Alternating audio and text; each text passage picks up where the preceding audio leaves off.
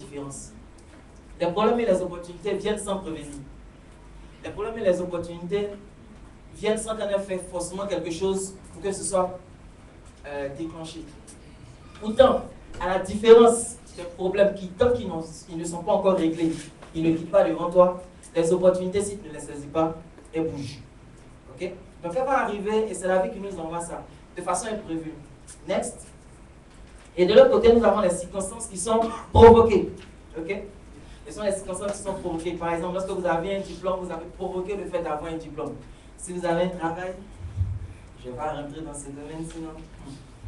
Si vous avez un travail, vous avez provoqué, ok, les circonstances qui vous permettent d'avoir un emploi. Donc, il y a certaines situations qui sont provoquées. Et souvent, les mêmes causes produisent les mêmes effets. Si vous vous comportez d'une certaine façon, vous risquez d'avoir un certain type de résultat. Ok? Voilà. Maintenant, si aujourd'hui vous êtes là, certainement, c'est parce que vous avez planifié ça de façon stratégique. Vous vous êtes dit que vous serez ici aujourd'hui. Peut-être que si vous avez le diplôme que vous avez, c'est parce que vous avez planifié depuis des années obtenir un certain diplôme. Le diplôme que vous avez n'a pas été imposé à vous. C'est vous-même qui avez de façon stratégique réfléchi et décidé d'embrasser la carrière que vous embrassez aujourd'hui, bien de vous trouver dans les endroits où vous vous trouvez. Donc, les circonstances de nos vies, il y a vraiment deux grands types. Il y en a celles qui sont imprévues, qui arrivent comme ça, et puis il y en a celles qui sont prévues. De sorte que si tu n'as pas bossé à l'école et qu'à la fin de l'année, tu n'as pas ton diplôme, ce n'est pas une circonstance de la vie. Ce n'est pas une circonstance imprévue, c'est totalement prévu. Tu voulais ne pas avoir ton examen, c'est pourquoi Dieu t'a exaucé. Okay? Next. Alors, dans ça aussi, il est important pour nous de regarder la façon dont chacun voit le monde. Et il y a encore ici deux grandes façons dont les gens voient le monde. Une partie des gens voient le monde comme s'ils étaient la victime de tout ce qui leur arrive. Ce sont des victimes. Leur condition, d'ailleurs, comme je disais, on n'a pas choisi. Donc, c'est une condition innée. Si tu n'es pas gros, tu n'es pas gros. Tu n'es pas mince, tu n'es pas mince. Tu n'es pas grand, tu n'es pas grand. Tu es petit, tu es petit. Tu n'as pas choisi ça et ça est là. Et ça s'impose à toi. Donc, tu es obligé de vivre avec. Ça t'est imposé. Et il y a une partie des personnes qui vont rester dans ce schéma-là. Donc, comme ça m'a été imposé, comme je n'ai pas demandé à ce que ça vienne, comme je suis né comme ça, je vais le prendre comme ça. Et puis, je suis obligé de vivre comme ça. Ok? Et puis, ce genre de personnes-là sont experts, champions, à trouver les responsables de tout ce qui leur arrive. C'est la faute à leurs parents. Ils auraient dû avoir une mère métisse et un père milliardaire. Si ce n'est pas la faute aux parents, c'est peut-être la faute aux blancs. C'est les blancs qui font. Si on est en Côte d'Ivoire et qu'on se tue, ce n'est pas parce que nous-mêmes on ne réfléchit pas un peu, qu'on n'est pas conscient qu'on est en train de nous manipuler, c'est parce que ce sont les blancs qui nous divisent. Nous, on n'a rien fait, ce sont les blancs qui font. La France chiracienne. Ok? Peut-être qu'ils n'ont pas de responsabilité, mais ils ne sont pas peut-être, messieurs, responsables. Peut-être que c'est la faute à la colonisation. Si nous avons les sorcières actuellement dans nos petits villages, si les Arabes. Qui sait? Qui sait? Okay? Non, on parle dans les arbres parce que je crois qu'il y avait des royaumes. Il y a le royaume du Bénin, lorsqu'il venait donc on était quand même civilisé. Mais peut-être qu'on aurait mis un peu plus de temps. Non, on y serait arrivé quand même. Ou alors peut-être qu'on aurait carrément disparu comme les civilisations des Incas, les Mayas, etc. On ne sait pas trop ce qui se serait passé. Ou alors, si vous êtes là, dans cette situation, c'est parce que votre patron ne vous aime pas. Il aime tous les autres, mais vous, il ne vous aime pas. Ou bien c'est maman qui aime tous les autres, mais qui ne vous aime pas. Ou alors c'est tonton qui aime tous les autres, mais qui ne vous aime pas. Ou alors ce sont les amis qui acceptent tous les autres, mais vous particulièrement, on ne sait pas pourquoi, mais les gens ne vous aiment pas, les gens veulent vous forcément faire du mal. Et vous avez beaucoup de personnes qui vont vivre comme ça, constamment en étant les victimes des circonstances de la vie. En se disant que s'ils sont comme ça, ce n'est pas leur faute. C'est parce que la vie le veut, c'est parce que etc. Ok? Next.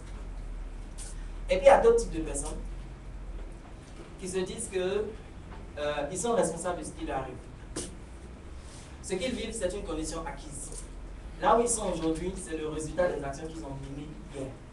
Ce qu'ils traversent aujourd'hui est simplement le résultat de leurs actions passées, de leurs meilleures idées dans le passé, de leurs meilleures réflexions dans le passé. Ok? Et si quelque chose ne va pas aujourd'hui, ils n'accusent pas les autres. Ils ne pointent pas le doigt avec quelqu'un d'autre pour dire c'est toi ou c'est ceci ou bien c'est cette personne.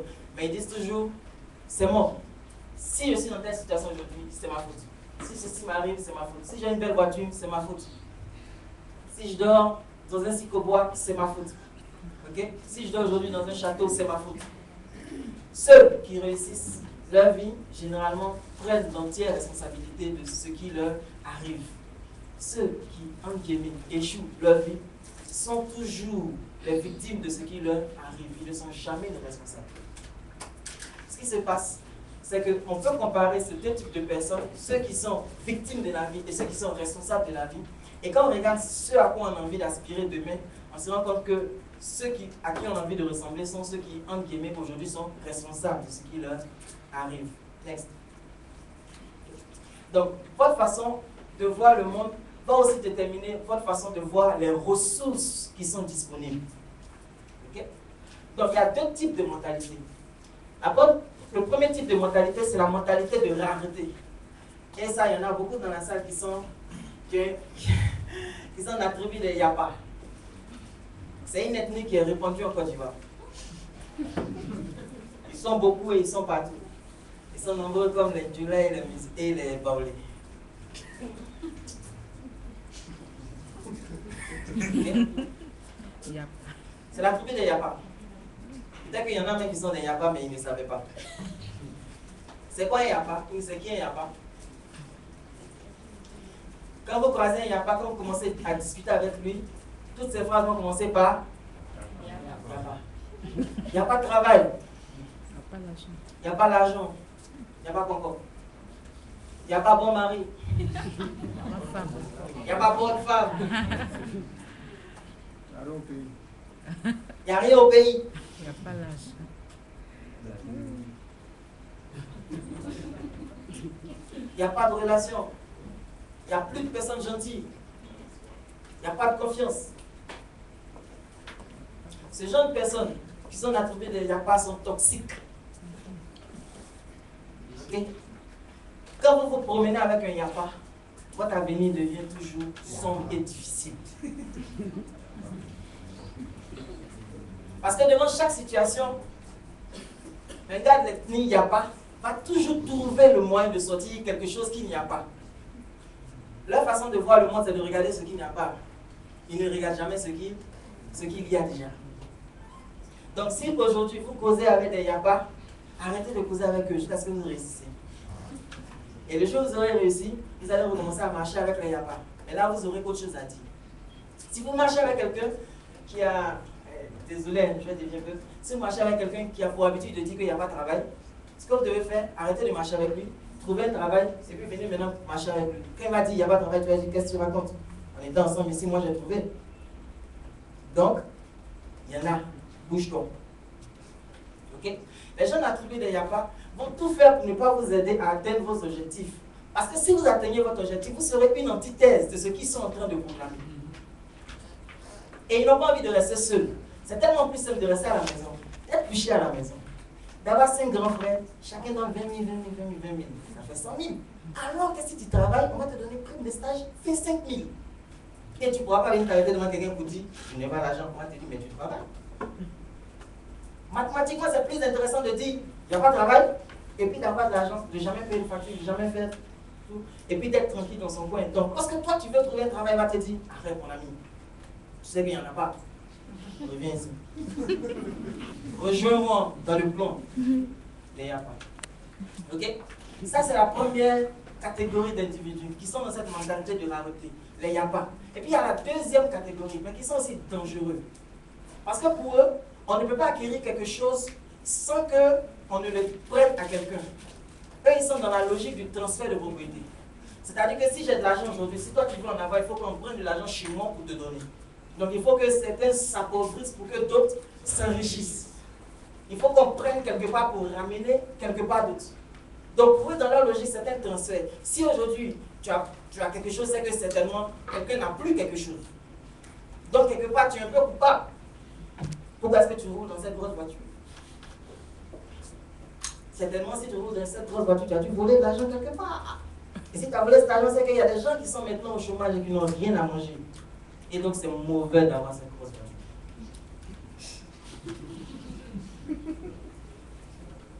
Okay? ne sont pas de la tribu, il n'y a pas. Mais ils sont également aussi toxiques, aussi dangereux. Ceux qui sont dans la mentalité de rareté. Et beaucoup sont dans cette mentalité de rareté constamment.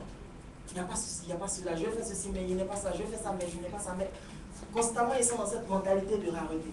Et ils n'avancent pas beaucoup.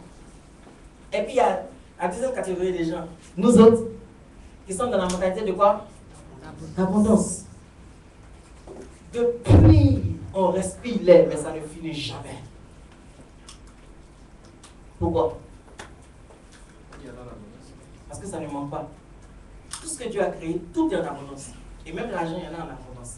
Seulement, le seul problème, c'est que c'est mal réparti. Sinon, l'argent ne manque pas. Ou bien, l'eau potable ne manque pas. Qu'est-ce qui manque sur la terre? On dit, il n'y a pas d'argent. Il y en a plein là-bas. On peut distribuer à tout le monde et puis c'est fini. Mais seulement, c'est mal réparti. C'est pas qu'il n'y en a pas, mais c'est juste que c'est mal réparti. Il y en a suffisamment. On dit qu'il n'y a pas de travail avec les gens. C'est ce qu'on dit, c'est pas ça? Ok. Quand je finis de faire ma formation, les mêmes gens, quand ils rentrent dans la salle, il n'y avait pas de travail. On finit de faire 8 heures de formation, 10 heures de formation par là, ils retournent, et puis finalement ils trouvent travail. Qu'est-ce qui a changé? Est-ce que le pays a changé? La Côte d'Ivoire a changé? Les gens qui étaient dans les ministères ont changé? Les entreprises ont changé? Non. Finalement, qui a changé? C'est la personne qui est rentrée dans la salle qui a changé. Donc, il y a suffisamment de boulot pour tout le monde. Il y en a assez. Ceux qui travaillent vous diront que les entreprises sont en sous-effectif. Il y a des gens qui travaillent ici. Levez les mains que je vous vois. Quels sont ceux qui sont dans leur travail qui font le boulot de 2-3 personnes? 4 personnes? 5 personnes? 6 personnes? Vous seul? Normalement, on devrait embaucher. Mais, on fait pas. On n'embauche pas. Parce que ceux qui devaient venir pour le travail disent quoi? Il n'y a pas. Okay. Quand vous allez commencer à fréquenter les directeurs d'entreprise, les chefs d'entreprise, ils vous diront, waouh, c'est difficile de trouver des gens pour travailler dans ce pays. Je suis. On ne trouve pas de gens pour bosser. Là, mes gars, ils sont suffoqués, on ne peut pas, on n'arrive pas. Et puis de l'autre côté, tu vas, le gars, 6 mois, même un entretien, il n'est pas fait. C'est comme si on était dans deux mondes totalement différents. Certains vivent dans le monde de la rareté et puis d'autres vivent dans le monde de l'abondance. Mais c'est un choix qu'il faut faire. Okay. Ensuite, dans le monde de l'abondance, on peut donner sans perdre. Si je t'aide à trouver un travail, ton salaire, est-ce que ça diminue le mien? Non. Donc tu peux avoir ton argent, je peux avoir mon argent. Tu peux avoir quelque chose sans qu'on ait besoin de m'enlever, moi, quelque chose. Ensuite, la chose qu'on peut partager le plus et qui reste et qui agit de façon contraire, c'est-à-dire c'est le savoir. Si j'ai 10 000, que je donne 5 000, il me reste 5 000. Mais si je sais comment trouver un travail, que je te dis comment trouver un travail, toi tu sais comment trouver un travail, mais moi je sais toujours comment trouver un travail. Et tu peux le partager, ça continue de devenir beaucoup dans le monde de l'abondance. C'est comme ça que ça marche. Ok? Et si moi aujourd'hui je t'aide à créer ton entreprise, il va créer plusieurs emplois. Et dans les emplois, si ton entreprise grandit, ça va générer encore sur d'autres emplois, etc., etc. Donc, on peut croître, on peut grandir, on peut avoir des choses qui nous intéressent sans avoir à déposséder quelqu'un d'autre de ce qu'il a. Et ça, c'est dans le monde de l'abondance. Next. Alors, j'entends souvent on me dire, je vais perdre une opportunité. Tout à briller. Vous connaissez ce gars? Qu'est-ce que ça va faire?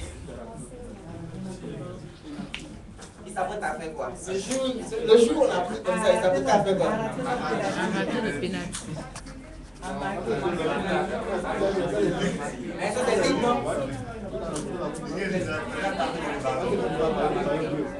Mais quand on le voit comme ça nous rappelle quoi? On dit on peut perdre les opportunités.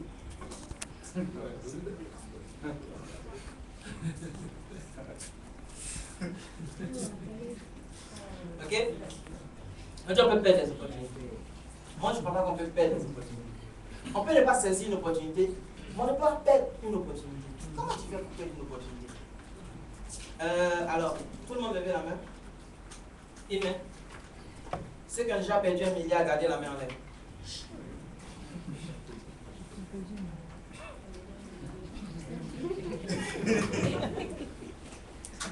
On est d'accord, relevez la main.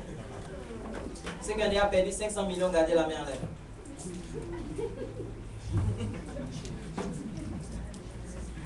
Qu'est-ce que je suis en train de démontrer?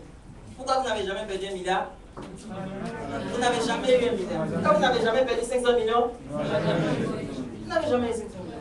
Alors je rentre dans l'entreprise, je n'ai pas de travail. Je reçois de l'entreprise, je n'ai pas de travail. J'ai perdu quoi? Dis non, j'ai perdu une opportunité. Quelle opportunité? Tu n'as absolument rien perdu. Au contraire, tu as gagné de l'expérience. Tu as gagné de la pratique. Tu as gagné de la maîtrise. Demain, ce qui est beau avec les entretiens, je vous donne la permission de capter les entretiens. Vous voyez, malheureusement, si vous faites comme moi, ça ne sera pas intéressant. Moi, j'ai gâté à Unilever, j'ai gâté à Nestlé, j'ai gâté à la Cible, j'ai gâté à Total. Si on m'avait dit que tu peux gâter dans les petites boîtes d'abord, peut-être que je serais en train de travailler dans ces entreprises aujourd'hui. Mais je n'ai postulé que là où ça m'intéressait vraiment. Et quand j'ai gâté, ça m'a fait mal. Ok? Vous avez le droit de gâter dans le... Si je vais, on dit on cherche quelqu'un qui a Bac plus 5, 12 ans d'expérience. Il y en a dans la salle? Bac plus 5, 12 ans d'expérience. Il n'y en a pas? Ok. Donc, vous postulez bien ou postulez pas? Postule. Pourquoi on postule? L'expérience est qui est? Très bien. Maintenant, si on s'en va, on dit on cherche Bac plus 5, 12 ans d'expérience, et puis on ne te prend pas, ça te fait mal? Non. Si, ça vous fait mal. Non. On aurait essayé. Après, ça fait mal. Si ça ne vous faisait pas mal, je comprends pas pourquoi on écrit une offre d'emploi, on dit tac, tac, tac. C'est trop marrant en fait quand je vais aller chercher le travail. Désolé, je vais revenir tout à l'heure. Quand je les vois, prends le journal. Société recherche comptable. Ok, capable de faire ça. Ouais, ça, il sait faire ça, il sait faire ça, il sait faire ça, il sait faire ça, il sait faire ça. Envoyer CV lettre de motivation, c'est ça. Exigeant du poste. 10 ans d'expérience. Et puis lui, c'est de faire le journal. Il n'y a pas de travail.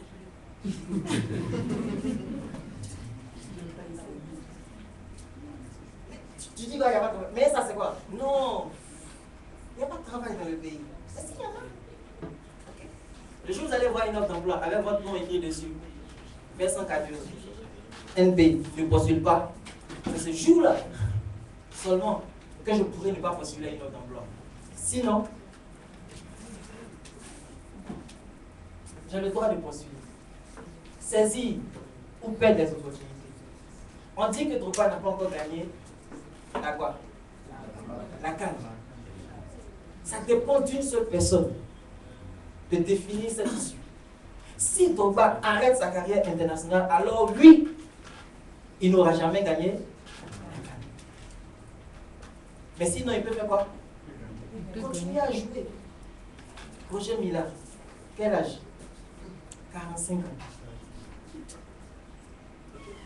Donc, les opportunités, c'est nous qui décidons de les avoir ou pas. C'est nous qui décidons de les saisir ou pas. Une situation ne se termine que lorsque toi tu as décidé que c'est terminé. La situation ne s'arrête ou ne devient permanente que lorsque toi tu as décidé d'abandonner. Sinon, tant que tu n'abandonnes pas, aucune situation n'est terminée. Ok? Ensuite, il y a cette pensée commune, je ne sais pas d'où ça vient, mais peut-être que je saurai un jour, où on dit non, je veux une deuxième chance. Ok? Et il faut comme s'ils ne sont jamais allés demander deuxième chance. Ok? Je veux une deuxième chance. Ok, d'accord. Qui a 2 doigts seulement sur la main? On en a combien sur la main? 5. Et sur les 2 mains, ça fait combien? 6. Alors, mais pourquoi est-ce que tout le monde veut seulement une deuxième chance? Et les autres doigts? 3e chance, 4e chance, 5e chance, 6e chance, 7e chance, 8e chance, 9e chance et 10e chance. Et malheureusement, on ne sait pas compter que jusqu'à 10. Ça veut dire que même si la 10e chance est gâtée, on peut faire quoi encore? Avoir une 11e chance. Donc, le problème que je vois, c'est que les gens se disent, les gens abandonnent trop tôt, trop vite. sans pousser jusqu'au bout. Non, j'ai demandé 2 fois, on ne m'a pas donné. Et alors? Demande une 3e fois. Quand je fais les formations pour les commerciaux, ils sont là, ils se disent, ah mais vraiment on a essayé de faire mais ça n'a pas marché. Je dis ok, quand tu iras vendre ce produit, tu vends un lundi, si le lundi tu vas qu'on ne te reçoit pas, tu vas le mardi. Si le mardi on ne te reçoit pas, tu vas le mercredi. Et si le mercredi on ne te reçoit pas, tu vas le jeudi. Et si le jeudi on ne te reçoit pas, tu vas le vendredi. Et si le vendredi on ne te reçoit pas, samedi. Et si le samedi on ne te reçoit pas, dimanche. Et si le dimanche on ne te reçoit pas, tu reviens le lundi suivant. Peut-être dans la première semaine il ne reçoit pas, mais la deuxième semaine. Et si la deuxième semaine on ne t'a pas reçu, on peut te recevoir. Et si la troisième semaine on ne t'a pas reçu, mais si on ne t'a pas reçu en janvier, peut-être que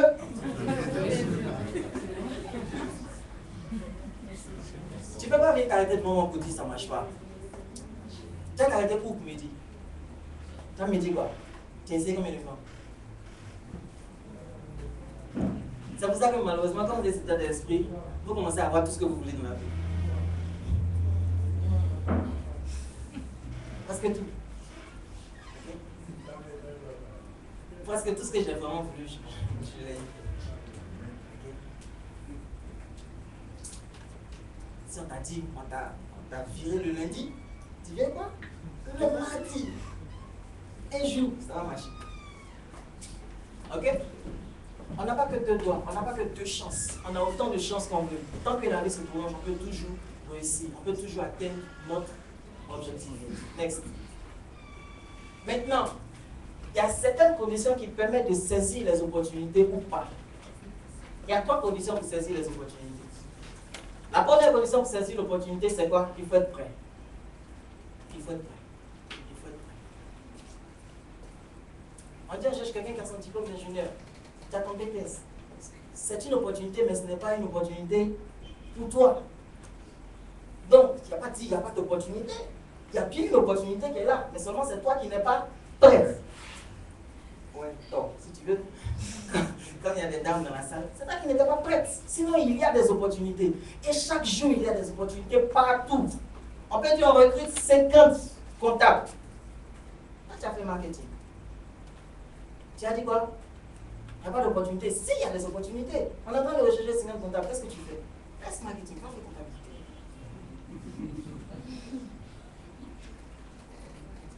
Là, on ne sera pas beaucoup à faire marketing.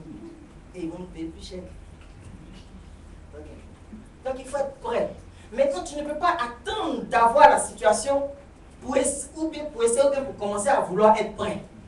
Parce qu'à ce moment-là, tu vas toujours faire quoi? Tu vas toujours louper les opportunités. Parce que et ça sera la faute à qui? À toi seul. Ce n'est pas l'opportunité qui a manqué, mais c'est juste toi qui n'étais pas prêt.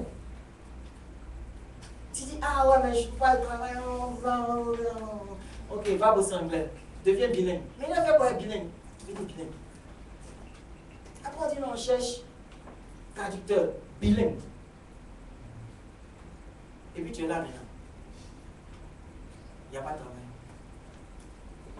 À qui la faute? Okay. Donc ce n'est pas à vous d'attendre de voir l'opportunité, être là d'abord pour commencer à chercher à être prêt. Il faut être prêt. Et c'est ceux qui sont prêts qui voient que dans leur vie, il n'y a que opportunité sur opportunité. Une fois que tu es prêt, les opportunités vont venir. Parce que ça vient comme les problèmes. Ça vient de la même façon. Tu t'y attends pas, mais ça arrive. Mais seulement la différence du problème où tu es obligé de le régler avant qu'il quitte devant toi l'opportunité, si tu ne la saisis pas, elle bouge. Et elle reviendra autant de fois. Mais l'opportunité peut se représenter 50 000 fois. Tant que tu n'es pas prêt, ce n'est jamais une opportunité pour toi. Okay. Deuxième condition, être disponible. Tu es caché en France. Tu cherches les gens ici demain. Là, tu fais quoi? Tu es caché au village. Tu fais quoi? Tu te lèves le matin, tu es couché à la maison. Tu fais quoi là-bas? Qu'est-ce que tu fais? En fait, te voir, pour toi, tu fais rien de bon dans la vie, et puis c'est toi, pour te rencontrer, c'est difficile. Désolé. Okay. C'est toi, tu n'es encore personne, et c'est toi qui ne décroche pas les numéros inconnus. si Adam veut t'appeler. Tu connais son numéro? Moi, il ne te donne pas le numéro inconnu. Ok, tu vas rester inconnu. Changer un peu de mentalité. Certainement, c'est de dire oui, allô, ah non, non, vous êtes trompé de numéro, au revoir. C'est fini. Ça m'intéresse, c'est fini. Mais c'est quoi cette mentalité? C'est la bourgeoisie.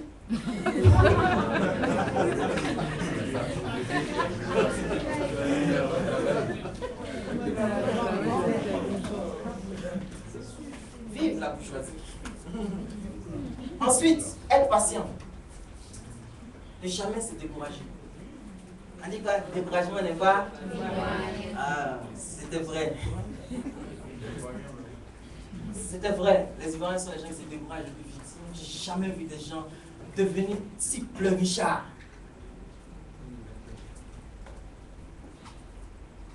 Ne te décourage pas, on est patient. Ça t'a dit non hier, tu reviens demain. Et tu es là. Combien de fois je suis parti à la gare et on me dit le cas est plein. Et puis il s'est arrêté à la porte du cas. Je vous ai dit que le cas est plein, non? Oui.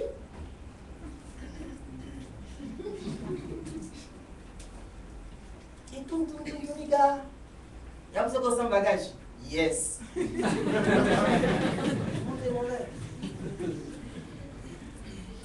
Combien de fois il s'est arrivé tard devant la pharmacie? C'est fermé. Il s'est arrêté là. Il fait pitié. Il s'est en train de faire le point. Et puis on me regarde, tu es là. Il faut partir. Je suis là. J'ai besoin d'avoir ça. Après on vient nous. Il faut rentrer, mais il ne faut plus faire.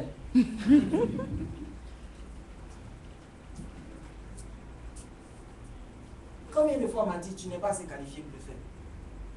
Et bien c'est assis là. On dit non, tu n'es pas qualifié. Oui. Mais pas. Je suis venu pour faire. Je suis venu pour faire. Et puis après on se dit bon ok, il faut essayer. Pourquoi est-ce que les gens aiment tellement se décourager? Il y a quoi dedans pour se décourager? Ça donne quoi même? Ok, question. Depuis que vous vous découragez, vous avez eu quoi? Si c'était une solution qui marchait, on l'aurait su. Mais vous vous découragez, mais ça ne donne rien. Est-ce que c'est une solution qui marche? Non. Donc si ça ne marche pas, c'est le contraire. Pareil, si tu postulais le même CV que depuis, on ne t'appelle pas. Qu'est-ce que tu dois changer? C'est ton CV. Tu veux changer le pays? Non, toi, change. Ok? Si vous avez ces trois conditions, vous allez voir que vous devenez un aimant à opportunité. Les gens vous appellent de partout. Vous vous proposez les choses. Vous vous proposez les choses. Comment les opportunités vont venir? Il y a les opportunités qui vont venir naturellement parce qu'on a ces trois conditions et puis il y a les opportunités qu'on peut créer. Mais pour les opportunités qui vont venir naturellement, il faut que les gens sentent que vous êtes prêt, que vous êtes disponible, que vous êtes patient. Je dis, je veux une Mercedes, classe C, série 350, sport, moteur tectonique, grise.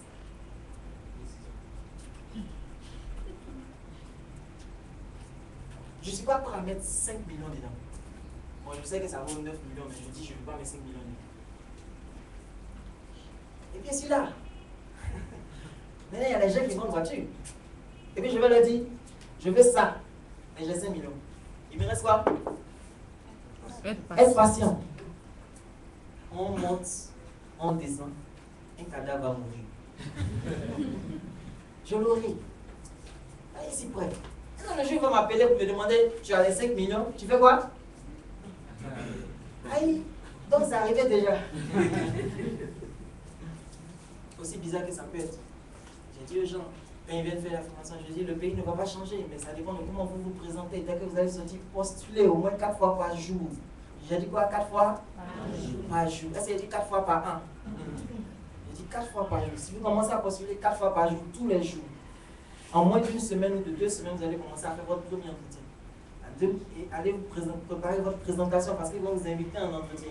Présentez-vous, qui suis-je, qu'est-ce que j'ai fait, qu'est-ce que je sais faire. Prenez ça, posez ça par cœur. Mais ne me croyez pas, allez-y tester. Quelqu'un son CV, elle arrive dans l'entreprise, elle dépose le CV. Elle sort, son téléphone sonne, on dit revenez, entretien. Et puis maintenant elle m'appelle. Mais monsieur, on m'a appelé. J'ai dit oui. Parce que ça marche. Mais je n'ai pas encore fait ma présentation. Ok, la seule chose qui va arriver, c'est que tu vas échouer. Et quand tu vas finir d'échouer, tu vas aller faire ta présentation. Non, mais c'est vous êtes en train de me maudire, quoi. Je ne te maudis pas.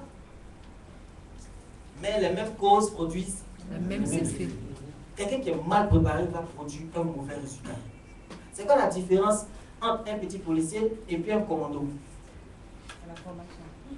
Est-ce que c'est les armes qu'on met dans leurs mains? Ils peuvent avoir les mêmes armes, mais est-ce qu'ils vont produire les mêmes dégâts? Donc ce n'est pas l'arme qui est dans la main qui pose le problème. C'est quoi? C'est la formation. C'est la préparation. Plus vous serez préparé, plus les choses vont devenir faciles. Moins vous serez préparé, moins elles sont difficiles. Elle a échoué. Et quand elle a fini, quand elle voulait m'appeler pour pleurer, j'ai dit on ne pleure pas de mes oreilles. J'ai raccroché. Pas préparé. Deuxième entretien, elle a fait, elle a eu une embauchée. Elle est quoi, DAF, quelque chose comme ça. Peut-être qu'elle gagne plus d'argent que moi. Et puis tout ce qu'elle me dit, c'est quoi? Que Dieu te bénisse.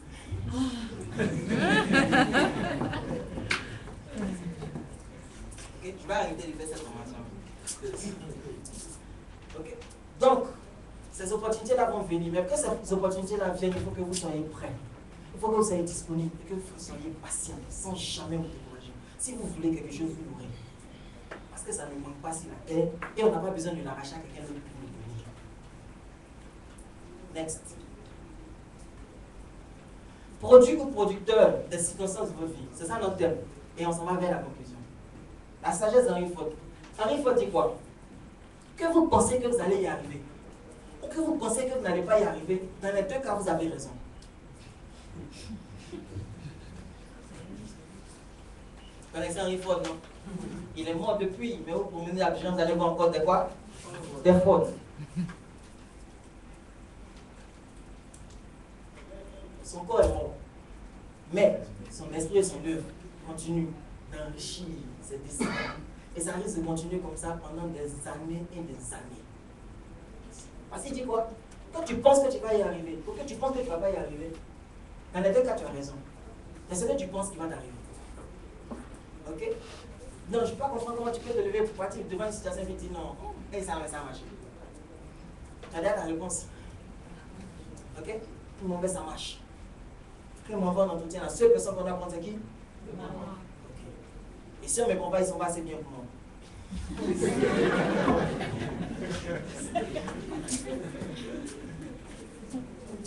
C'est la réalité.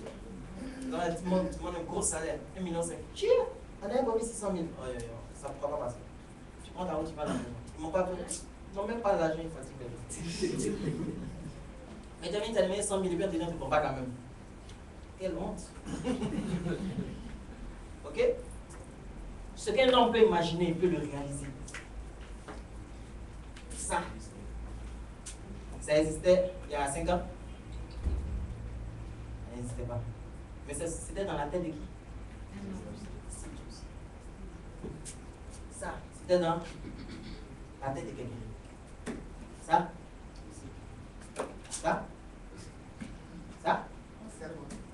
Tout? Ça coûte combien de rêver, s'il vous plaît? 0 francs. Non, ils sont sérieux. 0 francs. Ils sont sérieux, il y en a qui ont dit arrêtez de rêver. Ça coûte combien, s'il vous plaît? 0 francs. Je vous donne la permission ce jour. À partir de maintenant, commencez à rêver. Vous avez le droit de rêver à nouveau. Rêvez. Dream. Rêvez. Rêvez, mais rêvez en couleur, quoi. Même pas en blanc noir. Mais rêvez. Rêvez. Plus vous allez rêver, plus vous allez avoir de force pour aller vers votre rêve. Moins vous allez rêver, moins vous allez avoir d'énergie, moins vous allez avoir de force pour vous battre et moins vous allez pouvoir supporter le temps qui se met entre le moment où vous voulez quelque chose et le moment où vous l'obtenez. Allez, c'est gratuit. Ok? Next. Alors, la vie est un choix. Vous avez le choix.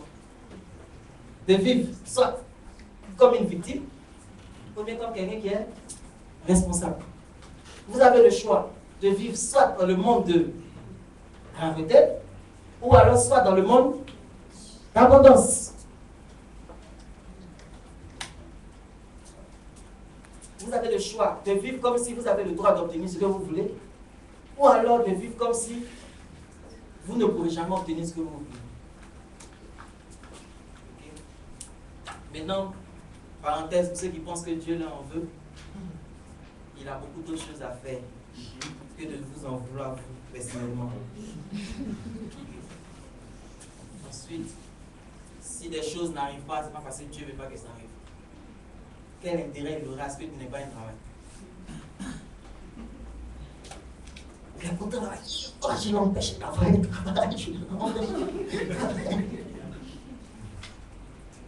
Un démon peut faire ça, il peut comprendre, mais pas Dieu. Ok? Ensuite, the sky is the limit. Le ciel, c'est la limite. Ok? Maintenant, les gens nous montrent que le ciel n'est même pas la limite. Ils ont mis satellite au-dessus. Donc le ciel n'est plus la limite. C'est ton imagination qui est la limite. Là où tu peux imaginer, tu peux arriver. Ce que tu peux croire, tu peux voir. Ok? Next. Ah, reviens. Ce qui me plaît, et ce qui est acquis avec le passé, c'est quoi? C'est qu'il est? Je n'ai pas entendu. Il est?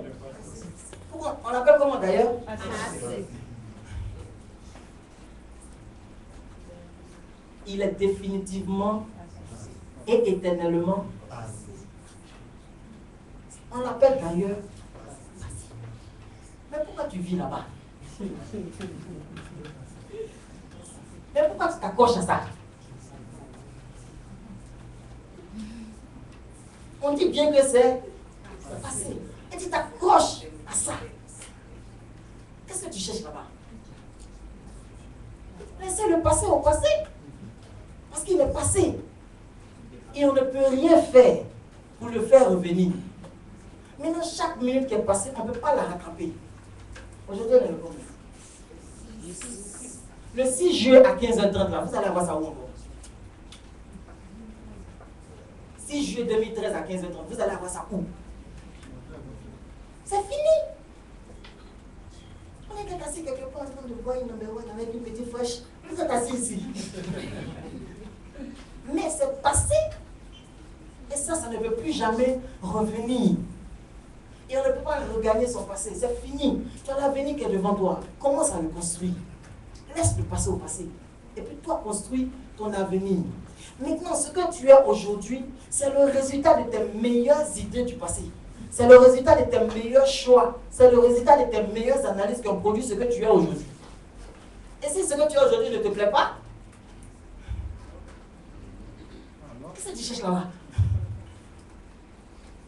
Il est temps de chercher de meilleures informations, de prendre de meilleures décisions pour te trouver à un meilleur endroit demain. Laisse le passé. C'est fini. C'est terminé. Plus jamais dans ton passé. Plus une seconde tu ne vivras dans ton passé. Tu vivras maintenant dans ton avenir, dans ton futur. Il est tellement bon. Tellement bon. Ok? Next. Maintenant, ça, ce sont pour les opportunités qui viennent alors que vous ne les avez pas provoquées. Mais il est également possible de créer les opportunités. C'est un peu bizarre, hein? Ok? Ce gars-là, il a mangé quoi à midi? J'ai rien mangé du tout. Et puis il vient s'arrêter devant vous pour dire on peut créer les opportunités. Oui, on peut créer les opportunités. On pensait que, ou bien on nous a dit que les opportunités, ça arrive comme ça. Donc c'est pour ça qu'on se disait qu'on peut perdre des opportunités. Parce que ça vient, tu ne peux pas faire quelque chose et puis ça vient. Maintenant, si c'est venu que tu n'étais pas prêt, ah, j'ai perdu l'opportunité. Et pendant 2 mois, 3 mois, 4 mois, tu te tortures à cause d'une opportunité que tu as perdue, alors que tu pouvais en créer d'autres. Chaque fois que vous allez voir un problème pas satisfait, un problème mal satisfait, bon, je dis problème, mais on va changer problème par besoin. Chaque fois que vous allez voir un besoin pas satisfait, c'est une opportunité. Chaque fois que vous allez voir un besoin mal satisfait, c'est une opportunité. Chaque fois que vous allez voir un besoin peu satisfait, c'est une opportunité qu'il y a derrière. C'est clair ou bien je peux expliquer ça? Ou bien il y a une Marie-Claire dans la salle qui peut expliquer ça? Chaque fois que vous allez voir une file d'attente quelque part, il y a une opportunité. Au moins pour vendre l'eau glacée. Chaque fois que vous allez voir une file d'attente quelque part, il y a une opportunité. Si vous allez dans un quartier et à 16 h, il y a une file d'attente devant une vendeuse dans le haut, il y a une opportunité là. Mettez-vous juste à 50 mètres. Il y en a qui n'ont pas envie de faire le rang, qui viendront chez vous. Même si la loco n'est pas doux, le piment n'est pas doux, le poisson n'est pas doux, mais ils ont faim. Chaque fois que vous allez voir une file d'attente quelque part, il y a une opportunité. Quand on dit fin de mois et que la file d'attente se crée devant la CIE, il y a des gens qui sont heureux. Parce qu'ils vont se réveiller vite, venir se caler sans facture. Et puis attendre.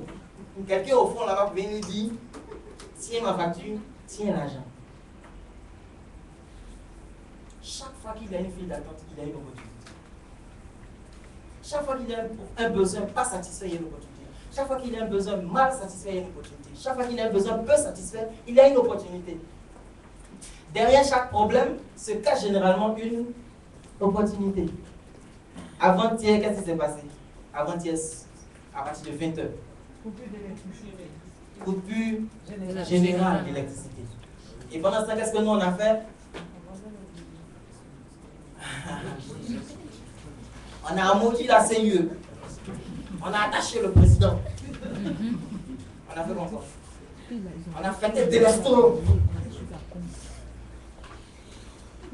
Et pendant que nous étions en train de regarder une seule face de la situation, les gens étaient en train de faire quoi? Vendre des bougies. Il y a 1 an et demi, pendant qu'on se plaignait, mais il y a coupure, il y a coupure, il y a coupure, les Libanais vendaient les groupes électrogènes. Un groupe électrogène, là, c'est 50 millions. 50 millions, 50 millions, 50 millions. Regardez une entreprise comme Orange, qui a plusieurs sites, qui a des agences un peu partout. Les groupes électrogènes, ils en ont payé beaucoup. Et cet argent est parti dans la poche de qui? Mais pas quelqu'un qui se plaignait. Devant chaque situation qui peut être difficile, il y a une opportunité derrière. Quand il pleut fort comme ça, le gars il prend son bois et puis met sur le truc. Bessin. Moi je vais payer. Opportunité, il y en a partout. Maintenant les gens me disent, il n'y a pas d'opportunité d'argent. Je dis, quoi? On ne peut plus travailler. C'est pas possible, il y a des opportunités, mais il y en a partout. Mais ouvrez vos yeux, il y en a partout. Partout. Ça m'étonne même qu'il n'y ait pas un photographe qui soit calé quelque part. Quand tu vois les gens saper quelque part, allez hop, non, il n'y a pas, c'est joli. Hein. Il y a des opportunités partout. Vous ne pouvez pas vivre votre vie de hier ne peut pas ressembler à votre vie d'aujourd'hui. Même chose. Non, c'est pas possible. Ok? À chaque changement, quelqu'un devient milliardaire. Et quand je dis changement, c'est n'importe quel changement.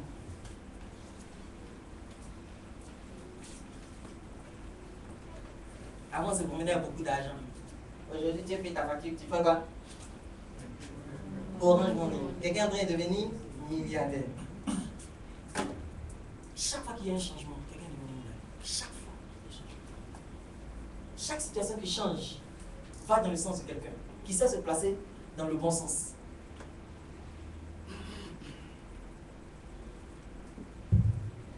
Chaque fois que quelque chose change, quelqu'un devient multimilliardaire. Maintenant, il faut rester dans le bon sens du changement.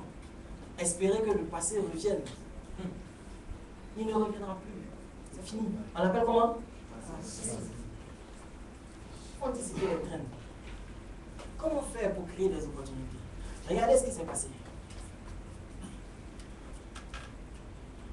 Je vais prendre l'éducation. Il n'y avait pas beaucoup de gens qui partaient à l'école, on forçait les gens à aller à l'école, tout ça. Et puis à un moment donné, la population était éduquée, on s'est rendu compte qu'aller à l'école c'est devenu normal. Donc tout le monde envoie son enfant à l'école. Donc les gens ont commencé à construire des écoles publiques, donc c'est l'État qui faisait, et puis avec quelques écoles privées. Et puis après ça a évolué. Tous ces gens-là, ils ont eu le BPC, donc ils ont eu le bac, ils ont eu le CFP. Après le CFP, ils ont eu le BPC. Puis après ils ont eu le bac. Et puis finalement on s'est retrouvé avec des dizaines de milliers de personnes qui avaient le bac en même temps. Donc tous ces gens-là allaient entrer où ça? À l'université.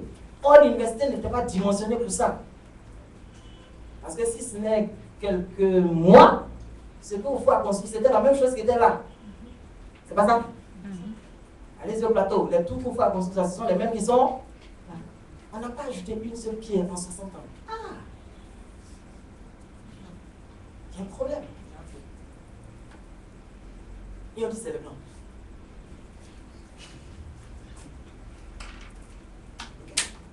Et donc certaines personnes sont questionnées qui se sont dit, mais tous ces gars qui ont le bac maintenant, l'université ne pourra pas les absorber. Donc on doit faire quoi? On va créer les grandes écoles. Et il y a un monsieur qui s'appelle Lopo, qui a créé une grande école. Et je dis, je ne sais pas où il est, mais il doit être. Il doit être bien. Okay. Et puis les gens ont vu ça, grande école, mais ils ont vu que c'était le cycle BTS qu'on allait mettre devant. Et donc, c'était nouveau le BTS. Donc dès que ça sortait, ça rentrait sur le marché, ça s'absorbait. Mais le flow grandissant, beaucoup de gens qui avaient le BTS n'arrivaient pas à s'insérer professionnellement. Donc certains ont commencé à créer quoi? Université privée. On appelle ça anticiper les trends. Quand la guerre a commencé, les gens sont venus payer l'argent en même temps pour commencer à construire leur immeuble. Parce que quoi? Les gens allaient quitter l'intérieur pour venir où ça? Regardez la Palmeraie. C'est rempli, on dirait un peu. Ils ont fait quoi? Simplement anticiper un train. Ils ont créé des opportunités pour eux-mêmes. Ils n'ont pas attendu Dieu le Père.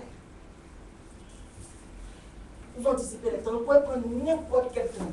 Actuellement, là, la rentrée scolaire est l'année scolaire en train de finir. Donc, on va rentrer forcément dans une période qu'on appelle les vacances. Dans les vacances, qu'est-ce qui se fait? L'argent sera concentré d'une autre façon. Ça sera plus concentré dans les écoles, dans le transport. Ça sera concentré ailleurs. Ceux qui vont se positionner là-bas vont récupérer cet argent-là. Et quand l'argent va pas dans un autre sens, ils vont aller faire quoi? Se positionner là-bas encore. Ok? Next. On va parler un peu d'argent. Et puis on va s'arrêter là. C'est bon? Je peux parler d'argent un peu. C'est un sujet tabou. Beaucoup se plaignent de ne pas avoir assez d'argent. Mais la première raison qui fait que vous n'avez pas l'argent, c'est parce que vous n'aimez pas l'argent. Vous déclarez publiquement ne pas aimer l'argent. J'aime pas l'argent. Mais moi, je suis l'argent, tu ne m'aimes pas. Il vient faire quoi à côté de toi? Mais je ne peux pas venir chez toi. Parce que tu ne m'aimes pas. Quand tu as beaucoup d'argent, tu te sens mal. Moi, quand il y a l'argent, je suis content. J'aime avoir l'argent. J'aime l'argent. Quand il dit ça, il y a des gens qui se disent, il y a un péché comme ça.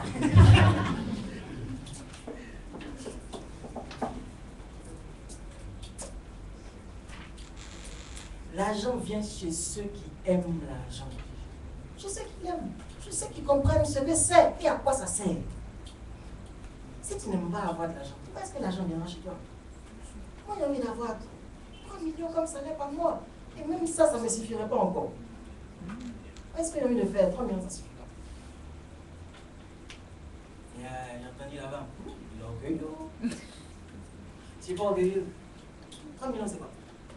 Je sais pas.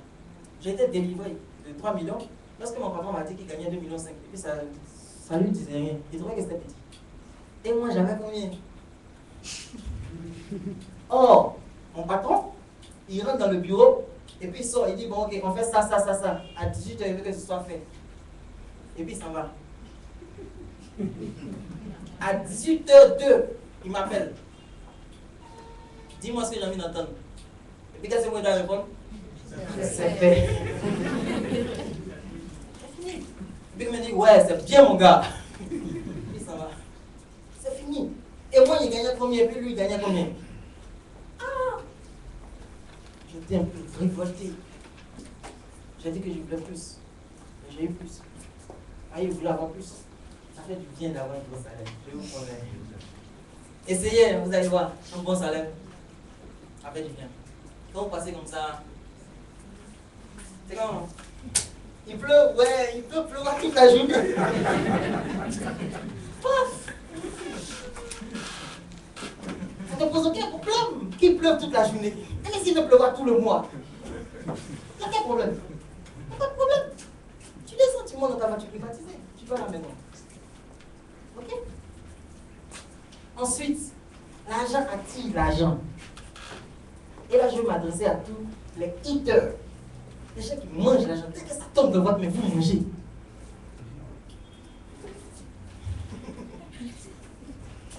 L'argent attire l'argent.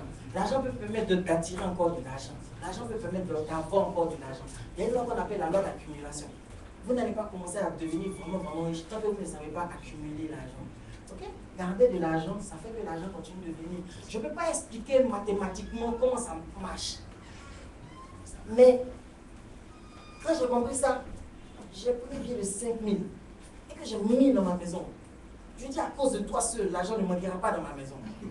Et quand j'ai fait que ça coince et que je n'ai plus d'argent, je vois toujours ce billet qui est là. J'ai envie de le manger, mais je sais que si je le mangeais, lui, rien ne prouve que je mangerai encore. Donc je le garde là. Je ne sais pas comment ça s'explique, mais l'argent, c'est l'argent. Quand tu commences à garder l'argent dans ton compte, l'argent se multiplie dans ton compte. Quand tu commences à garder de l'argent se multiplie. Je ne sais pas comment je peux l'expliquer mathématiquement ou physiquement. C'est pas possible. Okay? Mais l'argent attire l'argent. Avec l'argent que vous avez, vous pouvez commencer à avoir encore de l'argent. Vous avez de l'argent. Au lieu de prendre pour manger, prenez cet argent et commencez à faire quelque chose. Vous allez avoir plus d'argent avec cet argent. Ensuite, l'argent aime la vitesse. L'argent aime les gens qui se décident vite. Bon, vous voyez pourquoi je dis ça? Ça fait rire qu'on dit que l'argent ne circule pas. Parce qu'on est en train de nous dire quelque chose qui est contre nature. La nature de l'argent, c'est de faire quoi? C'est de circuler en fait. Parce que nous tous on a de l'argent, hein. Nous tous on a de l'argent, mais il n'y a pas cette eau, l'argent en circulation, ça peut faire, peut-être ça peut être, en termes de billets, 3 milliards peut-être. Mais ces 3 milliards là, nous tous on en a. C'est-à-dire qu'aujourd'hui ça quitte à Paul, ça va dans sa main, lui aussi il a l'argent, ça quitte ici, ça va là-bas, etc. C'est le but. On ne peut pas fabriquer de l'argent pour tout le monde. Vous allez à la banque, c'est juste des écritures. On dit non, tu as 5 millions sur ton compte. Où ça est? Il n'y a rien là-bas, c'est une écriture. Les mêmes 5 millions là, c'est ça qu'on est en train d'utiliser pour se. Donc la nature de l'argent, c'est qu'il circule. Et l'argent aime la vitesse. Plus vite vous allez vous décider, plus vite vous allez avoir de l'argent. Plus vite vous allez agir, plus vite vous allez avoir des retours sur investissement. Okay? Parce que vous êtes trop stagnant, l'argent a du mal à durer avec vous. Parce que l'argent est là et qu'il traîne, l'argent se dit, c'est bizarre ce que je raconte, hein, mais croyez-moi quand même. L'argent se dit, le gars là, il ne sait pas ce que on fait avec moi. Donc une fois qu'il te quitte, il fait quoi? Il ne retourne pas là-bas. Quand il veut revenir chez toi, il dit non, moi il ne va pas là-bas. Ce gars-là, il ne fait rien avec. Quand il y a des gens qui passent de l'argent constamment, vous allez voir que les gens qui passent l'argent s'en va et l'argent revient, l'argent s'en va et l'argent revient. Et ils sont constamment dans l'abondance. Okay? Ne soyez pas un canal de un blocage. Non, vous avez besoin d'accumuler un peu, mais il faut faire circuler votre argent. Ensuite, l'argent. Ce que c'est en réalité, c'est quoi? C'est quoi les centimètres? Ça permet de mesurer quoi? Les distances. C'est quoi les litres? C'est une unité de mesure. Et ça permet de mesurer quoi? Capacité ou bien les volumes. C'est pas ça? C'est quoi l'hectare? C'est une unité de mesure. Ça permet de mesurer quoi? Les surfaces. Est-ce qu'on peut dire je cherche des hectares? Non? On ne cherche pas des hectares. Donc, l'argent, c'est également une unité de mesure. Ça sert à mesurer quoi? Votre valeur. Si on estime que ta valeur dans l'entreprise c'est 400 000 francs, on va te donner combien comme argent? 400 000 francs. Est-ce que c'est l'argent que tu dois chercher? Non, tu dois chercher quoi? La valeur. Parce que l'argent va venir mesurer quoi? Ta valeur. Yes. Si tu n'as pas d'argent, c'est parce que tu n'as pas de valeur. Ah, c'est dur. Ah, c'est direct. Direct dans la joue. Bah, comment tu peux me dire ça? Ok? Si tu n'as pas d'argent, c'est parce que tu n'as pas de valeur. Ou si tu n'as pas d'argent, l'argent que tu as là est en étroite proportion avec la valeur que tu montes sur le marché.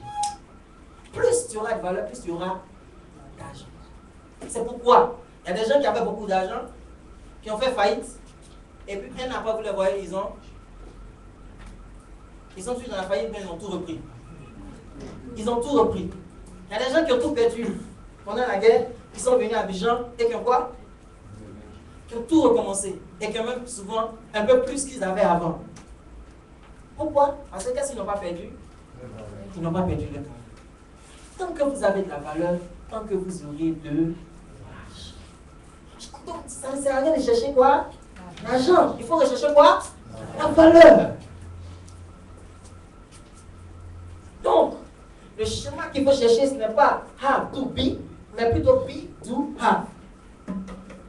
Ça veut dire quoi? Nos parents nous ont dit, va à l'école, obtiens un travail, tu gagnes de l'argent et après tu seras quelqu'un. C'est pas ça? Have un travail, fais un boulot et après tu seras quelqu'un. Donc pour être quelqu'un, il faut commencer à avoir, faire et puis avoir. C'est comme ça qu'on nous enseigne, c'est pas ça? Tu n'es personne tant que tu n'as pas encore eu un travail. Alors que, en réalité, pour avoir un travail, il faut que tu sois quelqu'un. Donc, le but là, ça ne vient pas à la fin. Ça vient où ça? Au début. Et d'ailleurs, pourquoi on va à l'école? Pour devenir d'abord ingénieur, pour faire le travail d'ingénieur, et puis pour avoir le salaire d'ingénieur. Donc, la bonne séquence, c'est quoi? Be, do, have. Donc, tu ne peux pas commencer par chercher le have en oubliant le be. Tu n'es rien, tu n'es personne, puis tu veux de l'argent.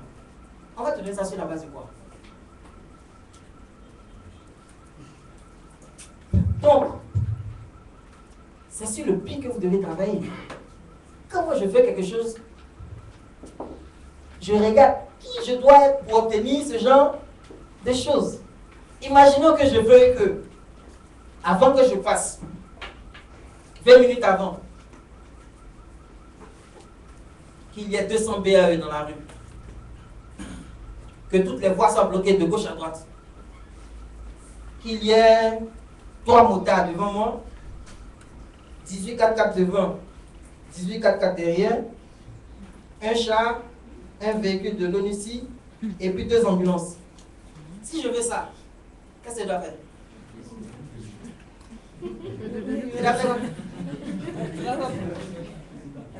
Je dois donc être le président et j'aurai ça. Donc, je ne dois pas chercher à faire un coup d'État. Je dois chercher à être président. Donc, pour obtenir quelque chose, le chemin, ce n'est pas comment je vais faire pour l'avoir, mais c'est plutôt qui je dois devenir. That's the way to do it. Si tu fais ça comme ça, tu peux pas. Si tu veux qu'on t'embauche dans une multinationale, qu'est-ce que tu dois faire? Tu dois devenir le genre de personne que les multinationales cherchent. Tu ne dois pas chercher à travailler dans une multinationale. Tu deviens d'abord le genre de personnes qui peuvent embaucher. Maintenant, une fois que tu es prêt et que tu es déjà devenu cette personne, trouver ne sera qu'une formalité. Mais chaque fois que tu trouveras, si tu n'es pas prêt, on va te dire, c'est vrai, tu es venu, mais on ne peut pas te prendre. Ok?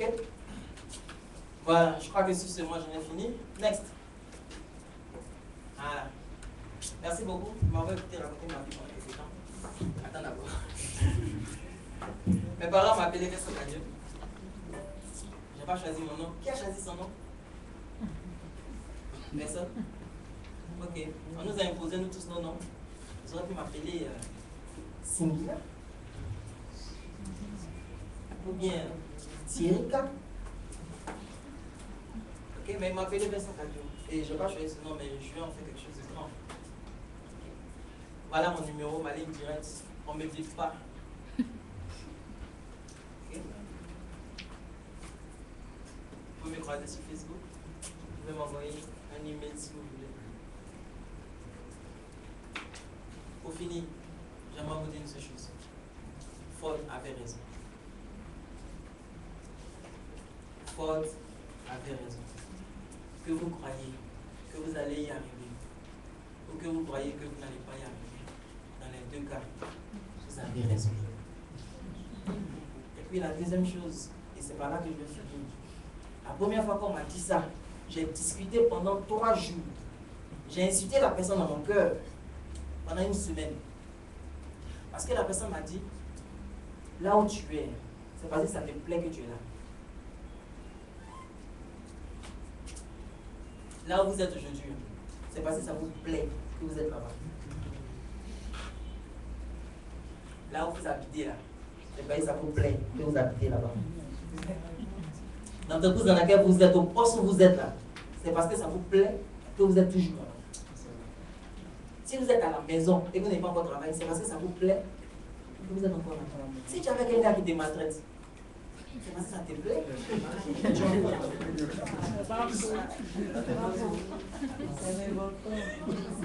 C'est révoltant. C'est ça que j'ai dit. Pendant 3 jours, j'ai discuté avec la personne. J'ai dit, mais tu ne sais rien de ma vie. Tu ne sais pas d'où je viens. Moi, je suis sorti de Boaké avec une seule chemise. Donc, tu ne peux pas me dire que là où je suis, c'est parce que ça me plaît. C'est la guerre, c'est... Il m'a regardé, il a souri. Il dit, là où tu es là, c'est parce que ça te plaît que tu es là. Aujourd'hui, des années après, je peux vous regarder vous aussi dans les yeux, pour vous dire, là où vous êtes là, c'est parce que ça vous plaît que vous êtes là-bas. Si ça vous fait mal, tant mieux. Prouvez-moi le contraire. Donc vous allez faire quoi? Quitter cette situation. Et si vous quittez la situation, alors on sera d'accord que si vous étiez là-bas, c'est pas que ça vous plaisait vraiment. Ok? C'est dur, c'est peut-être choquant, c'est peut-être trop direct. Mais là où vous êtes, c'est pas que ça vous plaît que vous êtes là. La voiture que vous voulez, c'est pas que ça vous plaît que vous êtes là. Si ça vous plaît plus, alors vous allez acheter. Maintenant, si vous l'achetez nouveau, vous allez chercher maintenant qui vous devez devenir pour avoir l'argent de pouvoir payer la voiture que vous voulez. Ok? Voilà, sur ce, merci beaucoup. Puis, merci, nous disons merci à M. Bessakadio. On va nous passionner encore très fort. Nous pouvons retenir en substance que il faut prendre et saisir les opportunités et devenir un aimant en opportunité, être le produit et le producteur de ses rêves, ne plus rester dans la passivité et être un bidouard, c'est-à-dire être fait et avoir, on ne devient que ce qu'on veut devenir. Voilà, on va nous passionner très fort encore, s'il vous plaît. Voilà, l'organisme va nous permettre de, avec une minute, nous allons prendre les questions rapidement. Voilà, le temps pour nous. Merci. Appelez-moi, appelez-moi, je viens prendre vos questions, s'il vous plaît. Ou du moins, votre nom.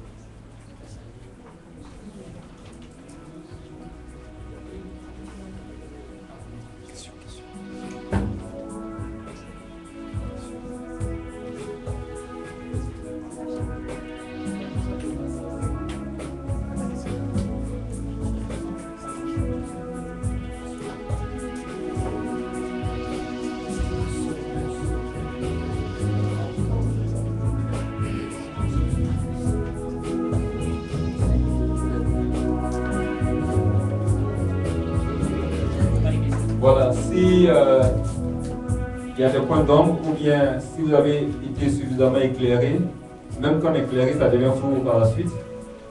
Le conférencier est là. Voilà, je crois qu'on va faire comme ce matin. On va donner la parole au conférencier.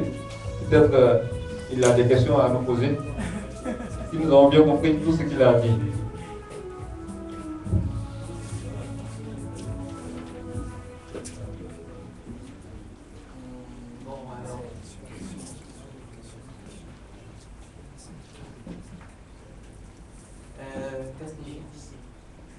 il y a mon formateur qui me disait, il dit Vincent, tu sais, si tu viens et que tu t'arrêtes devant les gens, tu racontes ta vie, et puis à la fin, il n'y a pas de question, il y a deux cas. Soit ils ont tout compris, soit ils n'ont rien compris. Dans quel cas vous êtes? On a bien compris.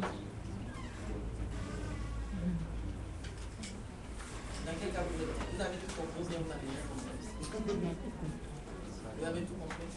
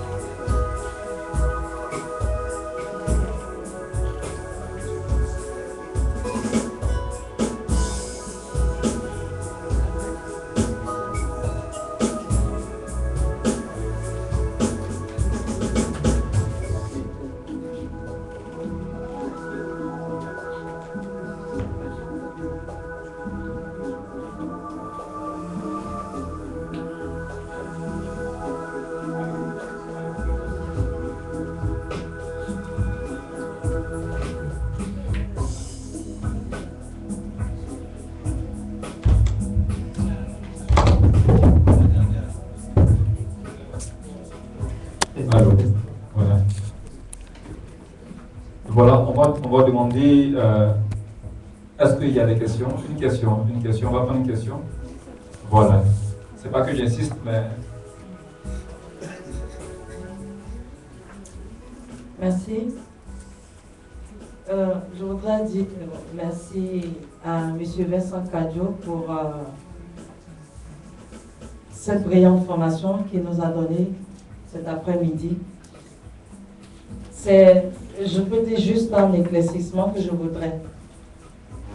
Pour revenir sur le thème principal qu'il a développé, qui est intitulé comme suite, êtes-vous le produit ou le producteur des circonstances de votre vie? Je voudrais dire, qu'est-ce qu'on doit véritablement retenir?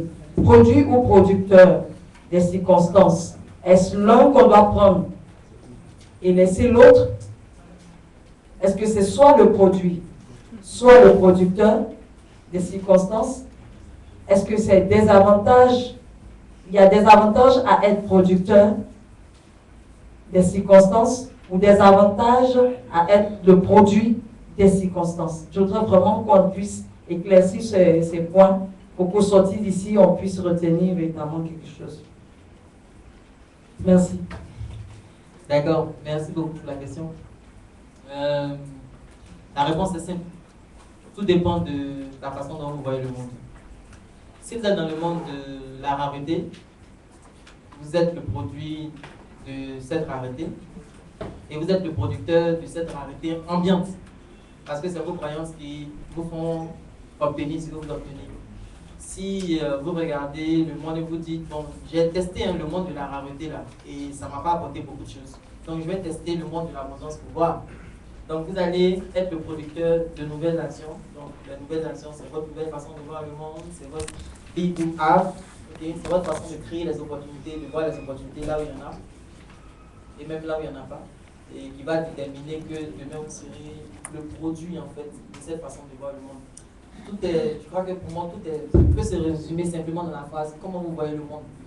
Si vous pensez que Dieu vous en veut, le monde vous en veut, c'est la faute des blancs, c'est la faute des autres, vous allez obtenir ce genre de les retombées positives de ces genres de raisonnement. Si vous pensez que on est dans un monde plein d'opportunités, que vous avez votre part à jouer, vous n'êtes pas une erreur, vous êtes bien arrivé sur la terre, vous avez un rôle à jouer, vous allez gagner beaucoup d'argent, vous allez avoir vous aussi une grosse maison à la Riviera. Donc, c'est des choses qui vont vous arriver. Vous serez quelqu'un qui a ça, pas parce que le monde aura changé, mais juste parce que vous-même vous aurez changé. Voilà. Maintenant, avant, je voulais acheter une maison qui coûtait 30 millions. Et puis, quand j'ai vu que le Libanais actuellement voulait une voiture X6, ça coûte 60 millions. Il dit, aïe, donne-lui le roule dans ma maison. Donc, j'ai refusé. J'ai dit, non, 30 millions, c'est trop peu pour une maison. Il faut que je paye une maison qui coûte au moins plus cher qu'une voiture. Sinon, j'aurais l'impression de dormir dans ce que lui, il roule avec. Et puis, il ne roule même pas prudemment. Comme quand nous, tu cours jusqu'à, tu achètes ta petite voiture.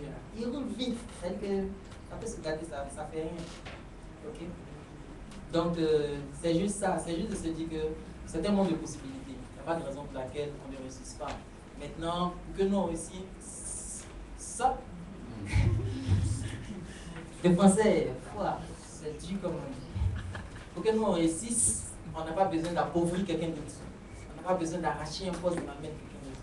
Quand moi je suis arrivé par exemple à Orange, j'ai dit si je pouvais, tous mes assistants, on allait les faire passer responsables. Et puis on me regarde et on dit, mais toi aussi tu es responsable. Je dis oui, mais quels sont les responsables? C'est moi qui ai payé le salaire. Ils auront de gros salaires, ils seront encore plus motivés, ils vont venir au travail, tout ça. Donc tout ce que je leur dis là, ils vont faire. Moi, ça dit qu'on va me reposer. Ok? Donc, on peut avoir des choses sans qu'on enlève dans la main de quelqu'un d'autre. Donc pour moi, je veux dire, tout est simplement dans la façon dont on voit le monde. Pour simplifier, hein, ma seule tentative, c'était de vous faire changer juste de perspective. C'était juste ça. Si ça c'est atteint, alors vous serez des gens un peu plus heureux.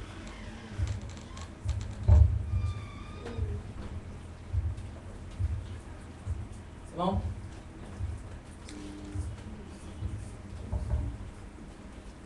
Madame a côté une question.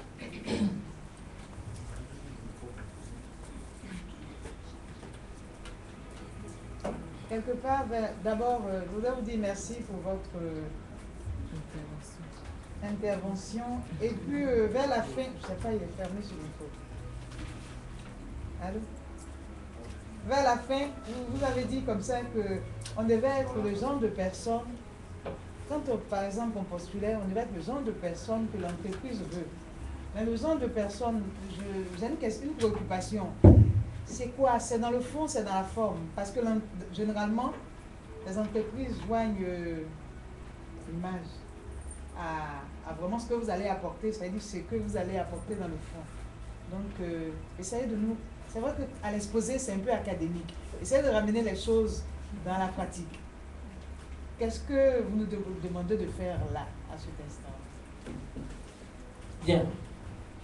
Supposons que je veux travailler dans une entreprise et je ne veux pas un petit salaire. Bon, quand les gens me regardent avec leurs yeux ronds comme ça me fait toujours quelque chose. Je vais expliquer ça simplement. Imaginez que vous voyez une voiture. Ça ressemble à une X6. Vous vous approchez, vous voyez, il y a la marque BMW dessus. Vous passez derrière, vous voyez, c'est écrit X6. Vous demandez à regarder le moteur. Vous ouvrez le moteur, c'est un moteur de X6. Vous vous asseyez à l'intérieur, c'est exactement le confort d'une X6. Vous démarrez, vous écoutez le bruit du moteur, c'est un bruit de moteur X6. Vous descendez, vous demandez au vendeur, ça coûte combien? Sachant que ça coûte 60 millions. Et puis vous dites, ça coûte 1 million. Vous payez. Répondez-moi.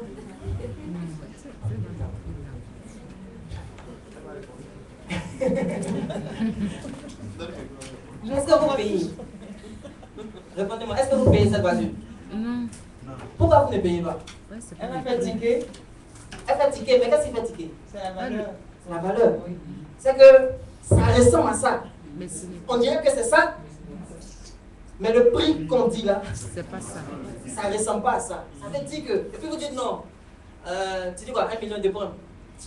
Bon, il y a 800 000. Et puis il dit, il faut prendre quand même. Est-ce que vous allez prendre? vous aurez peur de prendre ça.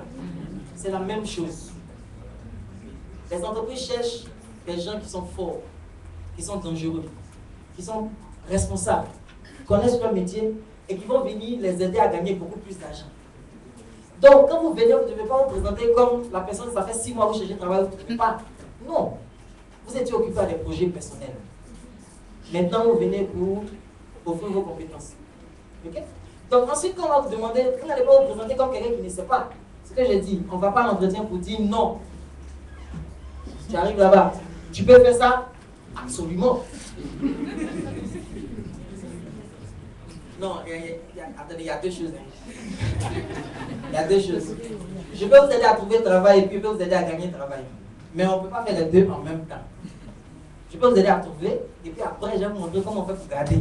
Mais on ne peut pas venir régler. Mais si on ne me garde pas, ça veut dire que vous êtes sûr que vous pouvez trouver maintenant. Ok? Donc, est-ce que tu peux faire ça parfaitement?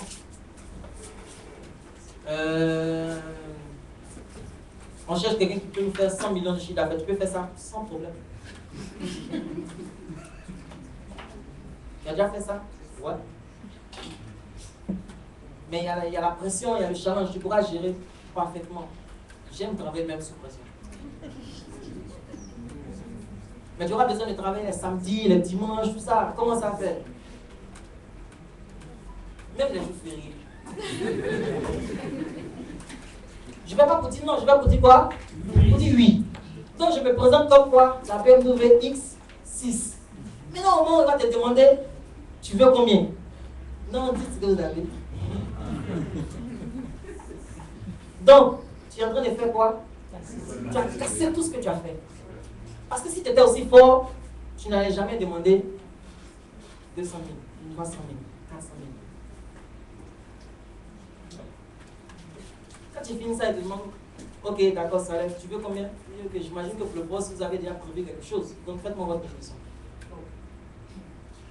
Pourquoi ce n'est pas mauvais ni choquant de dire ça? Imaginez qu'un club dit, ils veulent que Drogba vienne jouer chez eux. C'est Drogba qui va venir dire, je veux combien? Quand il va venir s'asseoir, il va demander, vous avez combien pour moi? Et ça, maintenant, il va analyser. Donc ici, moi, je suis celui qui vient offrir la compétence. Donc vous avez combien pour moi? Maintenant, ça te dit, non, bon, mais bon, actuellement, ton salaire, là, c'est combien?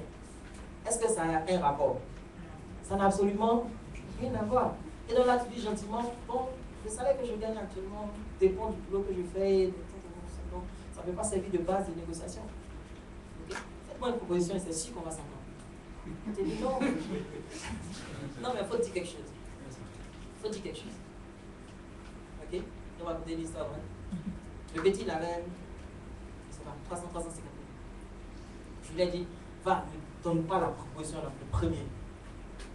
Donc le gars lui met ici, dit non, met ici, dit non, met ici, dit non. Et puis finalement le gars lui dit, bon, tu discutes trop, 1 million, c'est bon? Et puis il dit, c'est votre proposition? Le gars dit, ouais. Il dit, bon, ok, je vais voir, mais ça sent bon.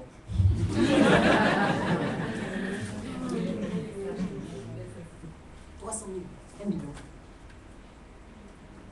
Et quand il a fait ça, je lui ai dit, non, arrêtez, parce que quand on a fait la formation, il dit, non, quand il a dit 1 million, il ne faut pas dire que si tu veux ça.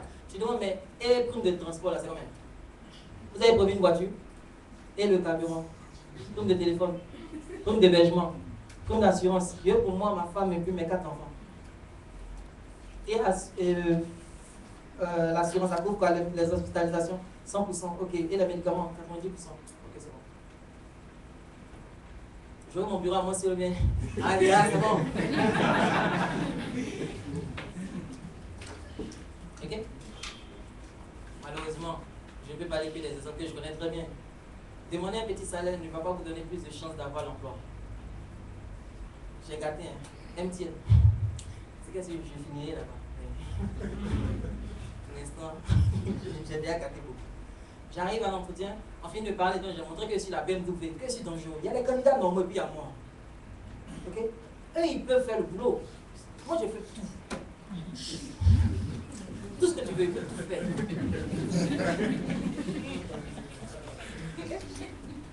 Donc on finit, il est d'accord. Il dit bon, il veut m'embaucher. Et puis il me demande, tu veux combien? Je lui dis, fais-moi une proposition. Il dit bon, mais je sais pas, fais-moi une proposition. Il dit bon, il sait pas, moi, il dit quelque chose. Il dit, ça dépend des avantages que vous voulez mettre dedans. Dites-moi quelque chose, dit bon. Non, je sais pas. Il dit bon, d'accord, faites 1 million de net. Il dit 1 million de net. Il dit non, que ils avaient prévu au maximum 1 million 100 brut.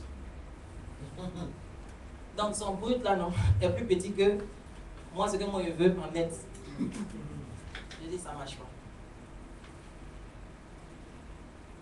Il dit ah bon, il n'y a pas de travail. Ah, tu es dans le monde où il n'y a pas de travail, moi c'est dans le monde où il y a de travail. Et c'est dans le monde où on peut apprendre. Et non le contraire. Donc, il s'est laissé, il s'est parti en mission à Daopo. Le monsieur m'a appelé pendant 1 heure pour me supplier d'accepter 1 million 100 en brut. J'ai refusé. Et puis il y a un de mes petits qui est parti. On lui demande tu veux combien? Il dit lui il veut 700 000 bruts. 700 000 bruts. Et malgré qu'il a demandé les 700 000 bruts, il ne voulait pas le prendre. Il voulait qui? C'est moi il voulait. Jusqu'à ce que je dise que ce montant-là, ça ne m'arrange pas, je ne prends pas. Et puis finalement, ils ont pris le petit à 700 000 bruts. Quand vous enlevez 30% d'impôts, ils se retrouvent à 499 000. Des gens qui sont prêts à dépenser 1 million 100 et toi tu leur proposes 700 000, mais ils ne te veulent pas quand même. Donc finalement, je me suis rendu compte que demander un petit salaire n'est pas une condition pour avoir plus l'emploi. Non, moi, il n'y a pas de demander beaucoup, là, c'est moi qui vais prendre. Ça marche à l'inverse. Quand tu demandes petit là, tu deviens douteux. Si tu avais de la valeur, tu aurais demandé. C'est bon. Il y a un autre. Et je vais m'arrêter là. Je l'attends, il dit il veut venir me croiser. Je l'attends toujours. Il m'a dit que Dieu te bénisse. J'ai dit oui, mais viens. Viens. Ok, je lui ai dit les accessoires sont importants. Les accessoires sont très importants. Si tu n'as pas un point chez quelqu'un, il va faire ton entretien. Au retour, tu le donnes. Il allait prendre un Galaxy S4 avec son ami. Il a pris un iPad comme le mien. Il allait se faire un nouveau costume près du corps, près du sang, près de l'âme. Je lui ai dit, le principe est simple, tu dois être le mieux habillé de la salle. Tu vois que quand les gars, ils n'écoutent plus ce que tu racontes, c'est ton habit, ils sont pour regarder. Il allait payer une nouvelle chaussure, 120 000. Et le petit vient s'asseoir. Quand on lui pose des questions, il répond oui, absolument, parfaitement.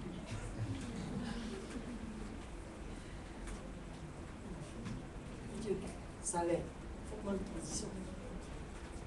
Le gars le regarde, il met S4. Ça fait combien S4?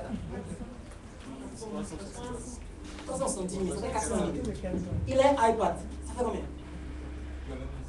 350, 400 000. Il a 800 000 francs de gadgets sur lui. On n'a même pas encore parlé. C'est-à-dire que l'argent que tu veux me donner là.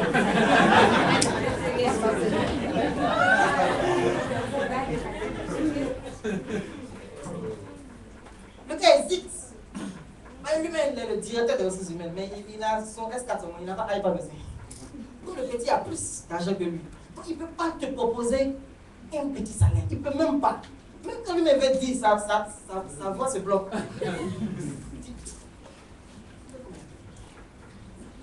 Ok? Pour rendre une histoire longue coûte, il a multiplié son salaire par 4. Ok? Un autre encore. Il avait déjà presque 1 million. Il est venu, il a appliqué les mêmes principes, les mêmes choses que vous avez appliquées là.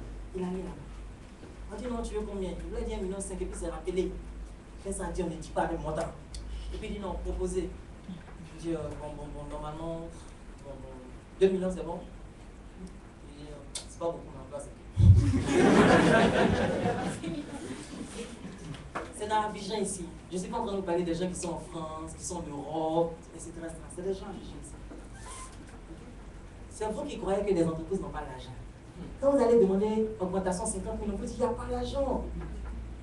Mais la voiture du DG n'a qu'à avoir égratignure, concessionnaire direct. Facture 800 000, ça ressort. 800 000, ça fait combien de fois 50 000? Calculez s'il vous plaît.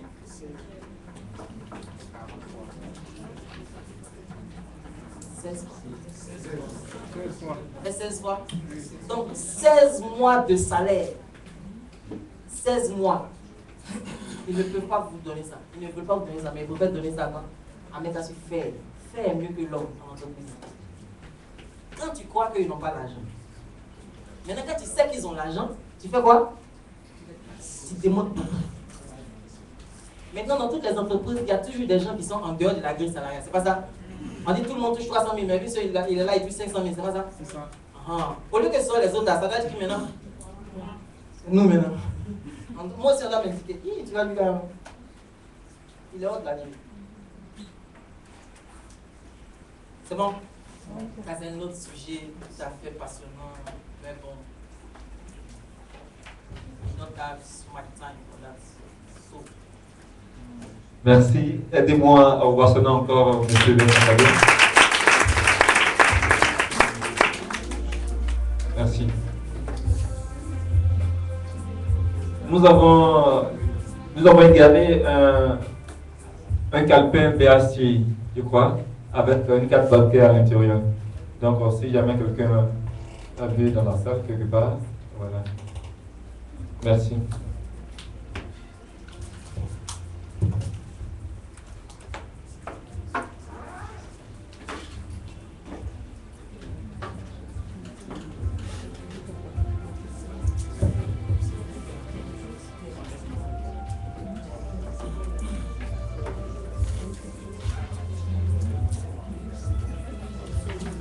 Yes.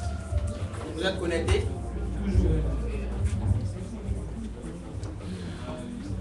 Nasser est venu encore. Voilà, regardez-moi s'il vous plaît.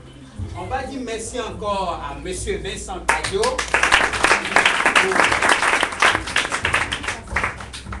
pour tous ces secrets qu'il nous a livrés. Et on lui donne rendez-vous à une prochaine fois. Voilà. Merci beaucoup. Moi, il l'appelle VK, marque personnelle. Bientôt, vous allez voir sur les vêtements, chapeaux, une marque. Je l'encourage, mais il n'a pas fait ça parce qu'on doit avoir l'argent aussi. Sans plus tarder, normalement, il est 16h25 à ma montre. Ça veut dire que nous avons dépassé l'heure. Donc, on doit arrêter le séminaire. Pourtant, il y a 2 thèmes encore derrière qu'on n'a pas encore traités. Je demande votre avis. Je ne voulais pas que vous partiez, vous dites cela, il ne respecte jamais l'heure. On traite les deux sous-thèmes ou on se dit au revoir et à une prochaine fois. On attend votre avis. Sinon, comme je suis dictateur, je vais dire on n'a qu'à faire. Mais comme les deux, on n'a qu'à prendre un. Voilà. Donc, au lieu des 2 sous-thèmes, on va prendre un sous-thème. Donc, Voilà. ok. Les 2 sous-thèmes qui restent, il y a défier vos défis. Et puis, comment gagner l'argent? Comment gagner l'argent? Comment gagner l'argent?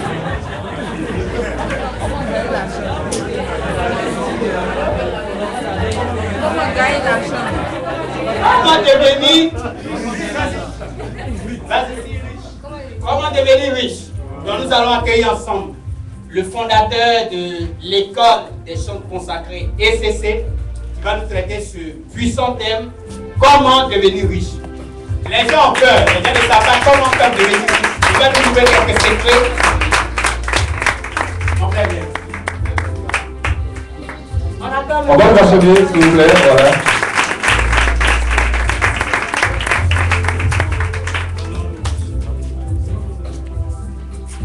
Nous ne sommes pas à l'église, donc je ne vais pas dire gloire à Dieu. Je suis tellement habitué à dire cela. Parce que si nous avons la grâce aujourd'hui de parler de comment devenir riche, c'est parce que Dieu nous a donné quelque chose.